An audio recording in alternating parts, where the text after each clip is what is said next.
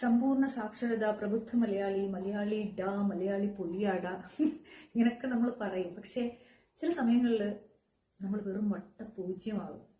ആണ് ആവുന്നല്ല, പൊട്ടക്കിണറ്റിൽ കിടന്ന് പൊക്രവും വെക്കുന്ന തവളകളെ പോലെയാവും.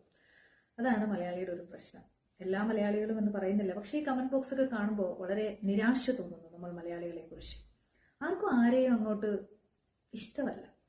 ആരും നന്നാവുന്നത് പ്രത്യേകിച്ച് ആർക്കും ഉൾക്കൊള്ളാനോ അംഗീകരിക്കാനോ ഒന്നും സാധിക്കില്ല. എസ്പെഷ്യലി എനിക്ക് തോന്നുന്നു സഹോദരർക്കിടയിലായാലും ഫ്രണ്ട്സിനിടയിലായാലും നാട്ടുകാർക്കിടയിലായാലും അയൽവക്കക്കാരുടെ ഇടയിലായാലും ഒക്കെ ഈ പരസ്പരമുള്ള അസൂയയും ഇടിച്ചു താഴ്ത്തലും ഒക്കെ കൂടി വരുന്നുണ്ടോ എന്നൊരു സംശയം.